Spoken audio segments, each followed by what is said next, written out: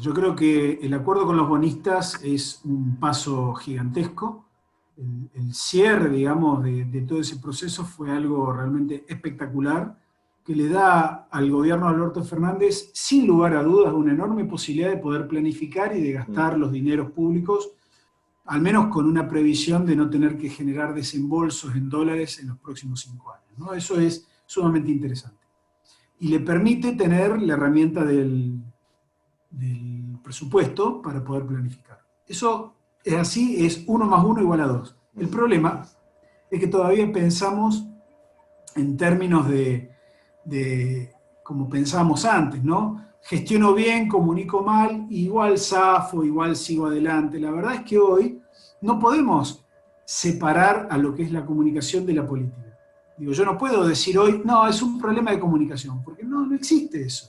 La política se presenta en formatos comunicacionales, te diría casi exclusivamente. Con lo cual, si vos hoy tenés problemas comunicacionales, en realidad deberíamos decir que tenés problemas políticos, ¿no? Entonces, vamos a hablar con propiedad. Yo creo que el gobierno tiene por delante la tarea de ganar la iniciativa, de poner algunas cosas en su lugar, de generar los consensos comunicacionales previos a cada tema. No puede confundir los climas de opinión de la cuarentena y trasladarlos a Vicentín, por ejemplo, o trasladarlo a la reforma judicial o al decreto 690 de declaración de servicios esenciales, ¿no? De internet, televisión y...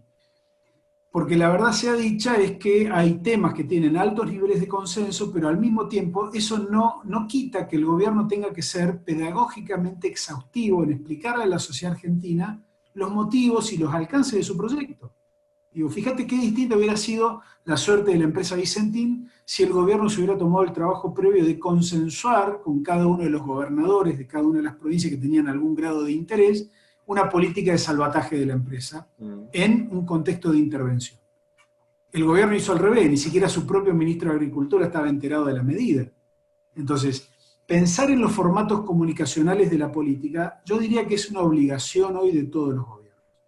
¿Qué significa en criollo? Si yo decido una cuestión, no tengo que pensar en cómo lo comunico después de que decido y le comunico a la población la medida, sino que lo tengo que pensar antes. Desde el inicio tengo que sentar a los especialistas en comunicación al lado mío a pensar cómo planteamos las cosas desde el momento mismo de que estamos pensándolas.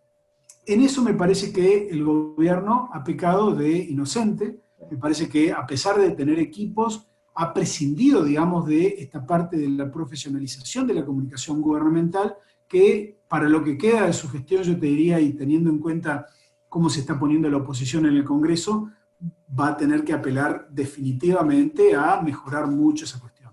Déjame decirte, los otros también juegan, los otros también tienen herramientas y poderosas también de instalación de temas de agenda. Entonces, vos no podés creer o no podés pensar que nadie va a ponerse en contra de una medida tuya.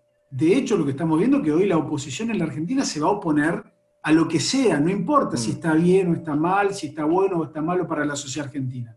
La oposición está siendo de oposición pura, dura, ¿no? Núcleo duro. Ahora, es un error conceptual que el gobierno no lo tenga en cuenta. Es un error conceptual que el gobierno no analice resistencias en la sociedad argentina a instalar determinados temas. Ganar una elección no alcanza. Digo, la gestión del día a día, la pelea por el sentido ideológico y el sentido político de las medidas que cada gobierno toma, son cruciales, son batallas cotidianas, no se puede renunciar o no se puede ir tan livianito a la pelea del día a día. En ese sentido, yo creo que la oposición hoy está mucho más sólida, mucho mejor armada, peleando el día a día que el gobierno mismo.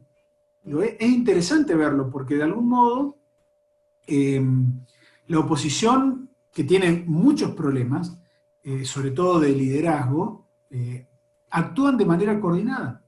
Y el gobierno, que arrancó como una especie de coalición electoral y hoy es una coalición gubernamental, fíjate, le ponen también una garra enorme, pero es como que todavía no le han encontrado el tono a cómo comunican. Es como que son muy transparentes y se ven mucho para afuera las diferencias internas y no se ven tanto los consensos. Entonces ahí habría que pedirle al frente de todos por allí un poquito más de virtuosismo, un poquito más de decoro, que disimulen un poco las peleas, que pongan primera, que tengan mucha más fortaleza a la hora de pensar estratégicamente cómo comunican las políticas, ¿no?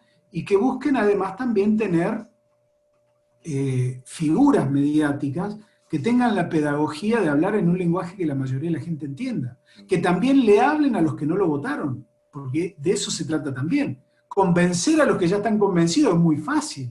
Digo, hablarles de las bondades del gobierno a los que lo votaron, mirá, es muy simple eso. Es probablemente te sigan votando. Ahora, la verdadera historia es que vos sos el gobierno de todos, entonces tenés que hablarle a todos, a cada uno en su lenguaje, y la verdad es que las nuevas tecnologías te dan la enorme posibilidad de generar contenido transmedia, de generar contenido para cada una de las redes sociales, para los medios tradicionales, y eso yo no lo veo hoy.